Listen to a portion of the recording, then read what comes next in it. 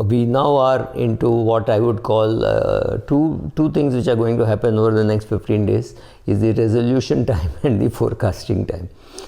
For most people, both are jokes.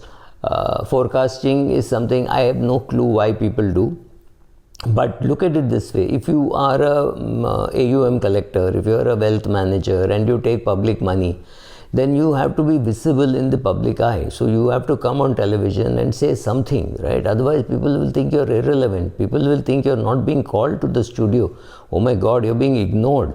The opposite of love is not hate, it is indifference. So people are indifferent to you. That can't happen. So you have to be visible wherever you're operating from. If you are managing assets of people in India, it doesn't matter whether you're in Hong Kong or Singapore or London or New York, you have got to be visible. You have to come online and say some dramatic things like how Asian Paints is the greatest company, or that Indigo should never be bought because nobody makes money in an airline, or Apollo Hospital is a great buy at 5,000. I don't know. You've got to keep saying something or the other. So similarly, you have to come and make a forecast. Now, if you've had a fantastic 2021, can you come and say 2022 will be flat? Well, it could be a little boring. Can you come and say if 2022 the market will fall? Well, the answer is yes, because it will attract a lot of people, because you will get a great number of hits. But the people to whom you go and say, I want some money, they're going to turn around and say, but you said the market is going to fall. Why should I pay you your 2 and 20 for you to manage my money? I mean, there's nothing going to happen. So you're going to say, I'm going to sit on the sidelines, maybe not invest.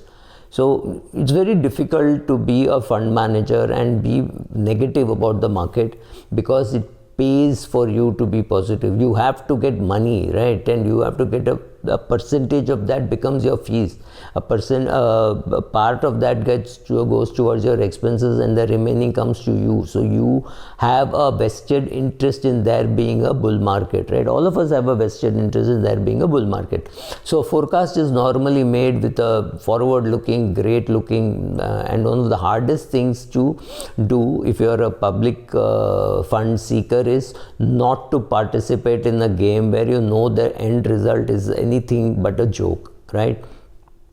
But people do participate, people do make resolutions, people know that their 2012 resolution is not yet achieved, but 2022 they will still make those same resolutions, right? So you could have, I could do a video on what kind of resolutions you should make. The question is, will people stick to it? Why do people make a forecast? There is no logic, but people make a forecast because perhaps the media needs something to talk about. How was 2021 for you? How do you think will be 2022? Because that is the question where every anchor has to ask the person coming on television.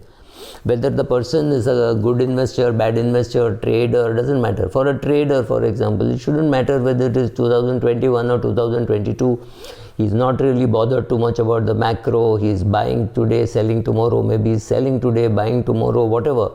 So for him, it should not, the hardest thing, like I said, is not to know what is going to happen and to keep meeting people who don't know, but then sitting in a forum with a camera, you have to say something sensible.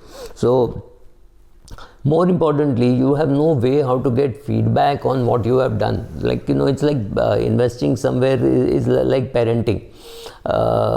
When your kid is 20, 21, 22, 25, he's going to turn around and say, you didn't do a great job.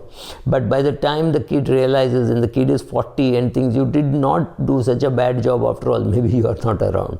Thanks to longevity, I think people are dying only when their kids reach age of 65. So your children will have the advantage of going through the whole process and then deciding whether you were a good parent or no. But at that age, you may not have the brain power to understand what your child is saying. Similarly, in investment feedback, you have no clue whether what you bought and sold, whether it was a good decision. You got 13% CAGR and that you thought was fantastic, and after you sold, the share price went up even further. So somebody who is judging you with the benefit of hindsight is saying, oh God, why did you sell it? You need not have sold it. But the question is, you have achieved your target. You had a target. So I think going back to the same thing, go. You can be rich too with goal-based investing. Have your goals, have the clarity as to why you have those goals. Are these your own goals, or are these goals set by society saying, oh, you must have one foreign trip every year or whatever? Some of those things are not really your own. They have been thrust upon you by society. So you decide on all that, and then you make your investment. So don't get into this forecasting game. Don't get into these resolution games. Those are all media events. At best, 31st December is a media event. You don't have to worry.